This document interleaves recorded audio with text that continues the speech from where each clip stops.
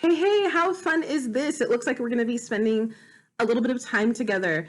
I'm sure there's some people out there that I recognize. So thank you for supporting us and thank you for supporting me. This is it's kind of cool. And if you're new, hello and welcome, and allow me to introduce myself. My name is Donica Snyder. I'm the Family Advocate Manager at Florence, Crittenton Services, on my 10th year now. That's worth celebrating now. My heart and my passion and a large part of my identity is being an art therapist and practicing art therapy. I got my formal education at the University of Nevada, Las Vegas, and Naropa University in Boulder, Colorado. And, just like I'm sure other professions, there are some politics around the use of art therapy, art therapist, who can practice, what are the qualifiers. But I'm a firm believer that making art to reflect and to document is your birthright. You have been created and you create things, and that cycle will continue. So let us birth things into the world. Let us make things. I offer the classroom-based art therapy for DPS, for Denver Public Schools, and my students participate in art journaling. Now, I have a write-up from Kathy Malchiotti about art journaling. I'm gonna let her tell you about art journaling. She's way more articulate than I am, and she gets paid to do this. But at its core, in the Donica-friendly version, art journaling is just a way to journal that gives room for the unconscious to participate. We're like little snow globes. We're just shaking up all over the place, living life and being the best human we can possibly be. But there is extreme value in pausing, in sitting, and allowing that glitter, allowing that snow to fall so that you can see the water clearly, right? And so when we allow ourselves to sit, for it to be quiet, we're able to access our higher self, the best version of ourself. And if this sounds a little bit like meditation, because it kind of is, art making is a mindfulness practice, and it has the same benefits. Okay, the same, that seems a little too definitive. It offers very similar benefits to meditation. And when we are pausing and just allowing the glitter to fall, we can hear ourselves. I don't know about you, but sometimes the chatter is too loud, the noise, and sometimes I can't tell, do I think that thought? Did someone else give me that thought? And my students are the same way. I think young people are the same way. Where is this thought coming from, or where are these answers coming from? And I don't know about you, but when I want to make a big decision, when I need to clarify something, when I need to process something, I want my higher self to very much be involved. And so art making gives us that advantage. And art making is for everybody, y'all. You are an artist. I don't want to hear it. I can't make a straight line. I didn't ask you to make that line straight. The crooked line, the crazy line, the ugly line, it's all art. It's all meaningful art. So you are absolutely a maker. And you should have access to art journaling without all the bells and whistles. I think other things that become cool and trendy, the coloring books, that got cool and trendy, right? And we see things get elaborate, and then we think we need that to benefit from the thing, but that is not the thing. That's just the pretty on the thing to make consumers buy, right? I mean, that's just kind of facts. But the truth is, you have access to art journaling, and I want to show you what that looks like, give you a little bit of taste of what happens in the classroom in 10 minutes a day. So in this series, there's going to be 4 videos. Follow along with me, and we are going to art journal, literally. So let's talk about supplies and the things that you're going to need if you choose to participate, and I hope that you do. The first things we're going to talk about are what we're going to make art in. The book per se. I didn't know a better way to say that. The first thing you're going to need is a planner or calendar. I have an example here that's an Erin Condren planner. You can have the month, or however your week looks, or daily. I feel like planners are very personal. So if you are a paper planner person and you have one on deck, you can totally utilize this. If you're not, but you're curious, these will work just fine. These little planners that you find that are just the months. This is a good option. Also, drawing squares on a piece of paper. I've done that, and I will show you an example of that when we get to that that lesson. You will also need an inspirational text, a book from your faith or your what is that part in the bookstore? The self-help. That is kind of embarrassing. The self-help section. I've got 2 books as examples: Meditations from the Mat, Daily Reflections on the Path of Yoga. The inside just kind of looks like this. I also have Wild Mercy, Living the Fierce and Tender Wisdom of the Women Mystics. And text looks like that. Just regular text. We will be utilizing the actual book if that makes you nervous or you're unwilling to touch a book. I get it. Make a photocopy of a page that you really like. I'm telling you this ahead of time so you can use that copier at the workplace.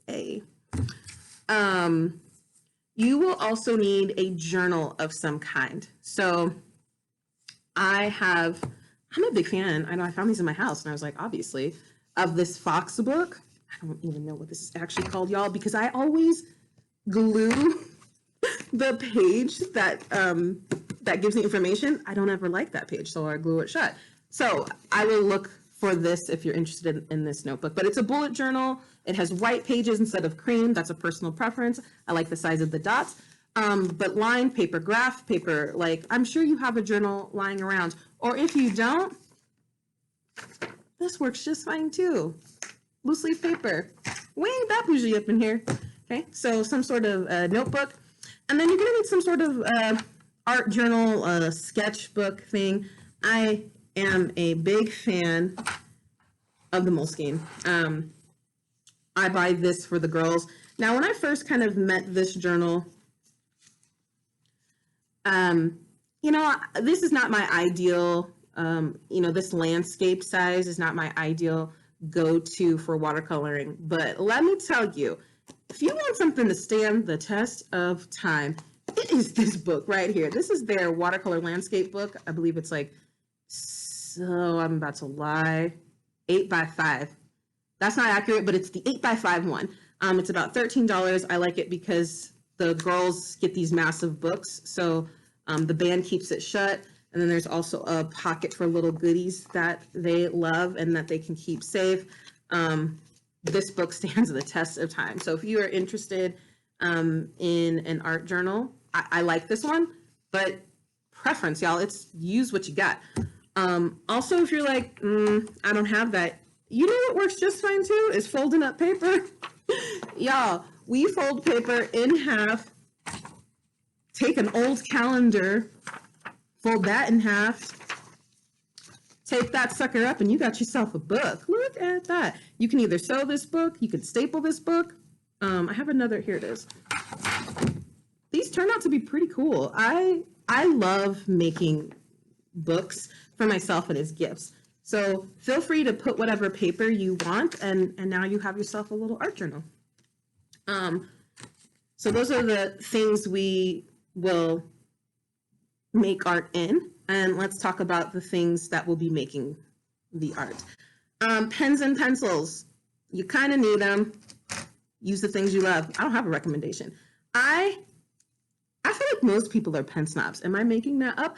I like what I like, and when I have a poor ballpoint pen that I have to use, when someone is like, use this pen to sign a piece of paper, I'm like, where did you get this pen from? I'm a pen snob. I like the pens I like. So you should use the pens and pencils that you like. I feel like I'm always going to root for Sharpie. They just be doing something right. I just found these new like Sharpie pens. Okay, Sharpie, come through. I like Sharpie. You don't have to spend big money. You know what I like to use? This mechanical pencil. Now, you could go ahead and buy yourself a little set. It's cute. But unless you're trying to get better technically, as a drawer specifically, y'all, don't be spending your money like that. Not yet, anyway. So yeah, use the things that you're attracted to and that you like. There is really no right or wrong. Mind you, I have suggestions. I'm going to get to some suggestions in a minute, but you take it with a grain of salt. I'm talking about my experiences as an artist, my experience working with young artists. But you know, some of my students have used a thing I would never have picked up, and they have made an incredible piece of work. And I'm like, please tell me what you did, because I didn't see that coming. So yeah, I put it on the coffee table. You could pick it up, you could set it down, like for you. You're gonna need something to color with. Crayons, colored pencils. Y'all, Crayola? I like Crayola. This I don't like. Why is this in the classroom? This little craze art, don't use that. Oh. That's Desta calling. That's funny. Now she's like kind of in the video. Hey, Desta. So yeah, colored pencils, crayons. If you want to dive a little bit into the art material world, oil pastels. These can be a little messy. So I know for the girls, you know, the girls don't like their hands to be like sticky and gross. But if you're into that grime, into that grit, like get you some oil pastels. I am a watercolorist, and I think biggest bang for my buck is getting some pigment on the paper quickly and lots of it. And I am a fan of these pans right here. There are lots of water. There are a lot of watercolors on the market. Don't let them fool you. Now, there are places where paying more does make sense because it is higher quality. But for art journaling and for if you're just kind of starting out, ooh, this is pretty. It smells good. There's no need to like high dive up into the $70 when you can do $7 and we're good. This is probably even less than $7. What I suggest not getting is Prang and Sargent products. Love yourself. I don't know why this is in my classroom. I don't buy these. I don't buy these for my students. I am frugal, and I believe in saving money and making smart choices, or just choices for me. But I don't believe in being cheap. And I think you can even hear it. Like, why is the not even in the pan? And this is not a fancy watercolor set where you get to like move the color, the pigment around. Oh, don't buy these. But if this is what you have, you should use it, because like really, who am I? I don't love the paintbrushes that come in the sets. So grab yourself a paintbrush.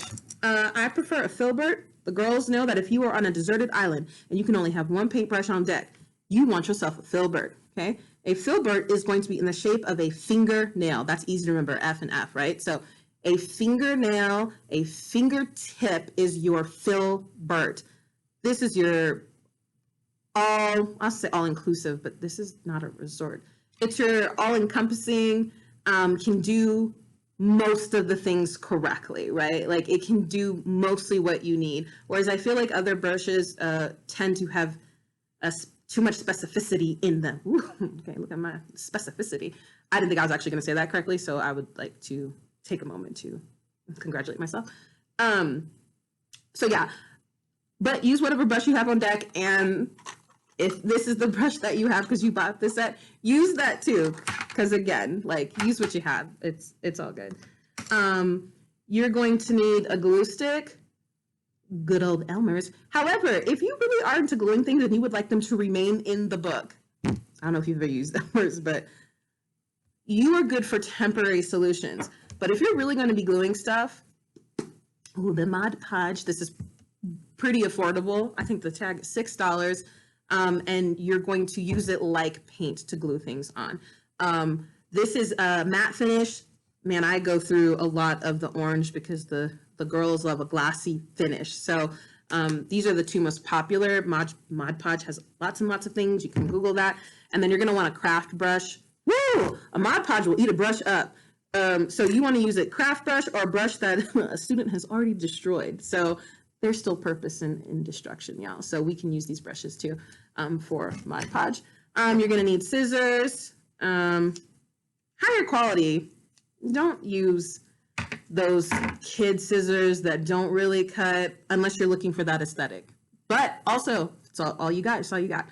You need something to hold water. You know what we use in this classroom? Donated yogurt cups.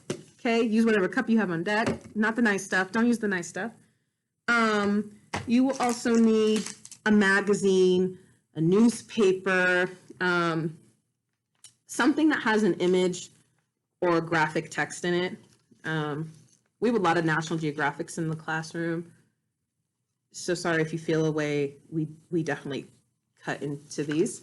Yeah, something that's just got imagery in it, and particularly image that you like. You know, if you're not into motorcycles, don't use a motorcycle image, like book, magazine. Also, you can be really creative and just start looking around your home. Marketing is a real business, and things are pretty. And so I like these tea bags because I like the color and I like the print on it. Labels that you have, so you'll need some sort of image.